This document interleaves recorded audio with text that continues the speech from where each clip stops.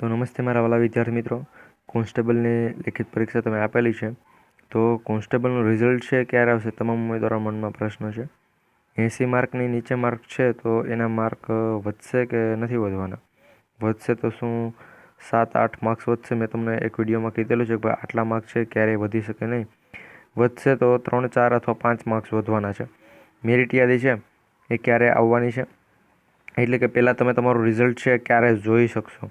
કે તમારે એક્ઝામ્પલ તરીકે કોઈ ઉમેદવારને 80 માર્ક્સ આવેલા છે, કોઈને 120 માર્ક આવેલા છે, તો એના પોતાના માર્ક ક્યારે જોઈ શકશે? એના પછી મેરિટ યાદી છે ક્યારે આવશે, કે ભાઈ પહેલા નંબર ઉપર વ્યક્તિ છે કે જેને 200 માર્કમાંથી 190 માર્ક છે, એક્ઝામ્પલ તરીકે, અને કોઈ વ્યક્તિ છે કે જેને 37 માર્ક છે, એ પ્રમાણેની મેરિટ લિસ્ટ છે ક્યારે આવશે.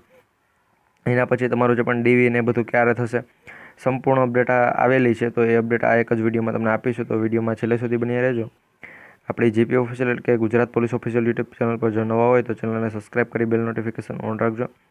તમામ ઉમેદવારો માટે જે અગત્યની સૂચના આવેલી છે તે આજે તમને આપીશું. એના માટે વિડીયોને એક લાઇક કરી વિડીયો તમારા બધા મિત્રો સુધી છે એ શેર કરવાનું પણ ભૂલતા નહીં. તો જો મિત્રો, વિડીયોની હવે શરૂઆત કરીએ અને આપણે જે પણ કોન્સ્ટેબલના રિઝલ્ટથી આપણે વાત કરીએ. અને મિત્રો, બીજી એક વાત પણ છે કે 80 માર્કમાંથી હવે કેટલા માર્ક્સ તમારા વધી શકે અને કેટલા માર્ક્સ ઘટી શકે. કોન્સ્ટેબલમાં જો 80 માર્ક્સ હોય તો શું કરવું, એના ઉપર ઓફિશિયલી નિર્જા ગોઠવું છે એ તમને એડવાઇસ આપેલી છે કે તમારે હવે નવી ભરતીની તૈયારી કરવી, તલાટીની ભરતીની તૈયારી કરવી, કે પછી નવી આવનારી જે પણ ભરતી છે આપણી કોન્સ્ટેબલની એની તૈયારી કરવી. તો એ પ્રમાણે એના ઉપર અમે એક અલગથી વિડીયો બનાવી દઈશું, પરંતુ આમાં પણ થોડી ઘણી માહિતી તમને આપી દેવાના છે.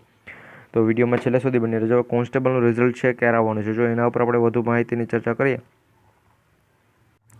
તો મિત્રો, જો વાત કરવામાં તો આપણો કોન્સ્ટેબલ જે પણ છે એનું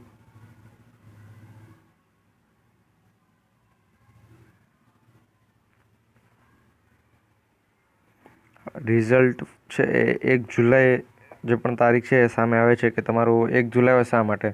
ઘણા કહે છે કે આટલું મોડું, તો મોડું નહીં ભાઈ, આ વહેલું જ કહી શકાય. કારણ કે છે તમારી વાંધા અરજી છે એ વાંધા અરજી જ્યાં સુધી પૂર્ણ નથી થવાની એના પછી તમારા જે પણ સુધારા થશે, એના પછી તમારી જે પણ આન્સર કી છે એ આવશે, અને પછી બધા ઉમેદવારો છે એ પોતાનું રિઝલ્ટ જોઈ શકશે કે ભાઈ પોતાને કેટલા 80 માર્ક છે કે 90 માર્ક છે કે કેટલા માર્ક છે, એ પોતાની રીતે જોઈ શકશે. તો એ જે પણ ફાઇનલ રિઝલ્ટ છે ક્યારે આવશે એના ઉપર અહીંયા અપડેટ છે. તો એ અપડેટ મેં તમને આપેલી છે કે ભાઈ 1 જુલાઈ, કેટલી તારીખે 1 જુલાઈથી 1 જુલાઈની સમથિંગ આવવાનું છે.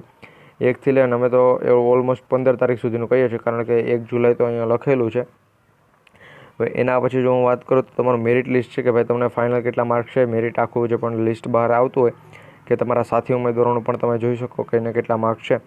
તો એ છે મિત્રો ઓગસ્ટ માસનો અહીંયા ઉલ્લેખ કરેલો છે કે ઓગસ્ટ માસની અંદર તમારું જે પણ છે એ આવવાની સંભાવના છે. સંભાવના નહીં મિત્રો, ફાઇનલ ઓગસ્ટ માસમાં જ આવવાનું છે. અને ઘણા મિત્રોનો ક્વેશ્ચન એ પણ હતો કે ડીવી ક્યારે આવશે.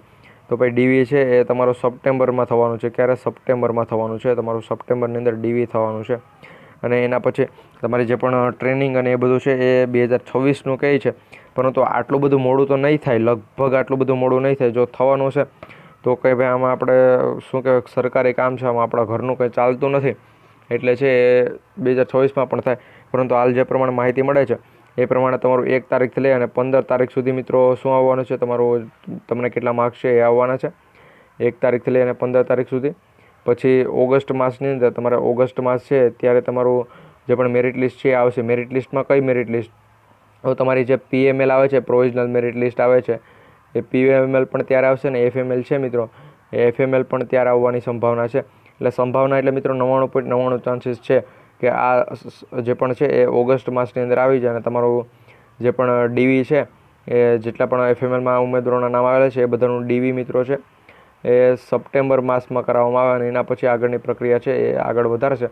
આ પ્રમાણે મિત્રો માહિતી મળે છે. જો મિત્રો તમને માહિતી છે એ સાચી લાગી હોય તો વિડીયોને એક લાઇક કરી દેજો. ચેનલ પર નવા હોય તો ચેનલને પણ સબસ્ક્રાઈબ કરવાનું ભૂલતા નહીં, જેથી કરી આવી અપડેટ છે અમે સૌથી પહેલાં તમારા સુધી પહોંચાડતા રહીએ. મળીશું ફરી એક નવા વિડીયોમાં. જય હિન્દ, જય ભારત.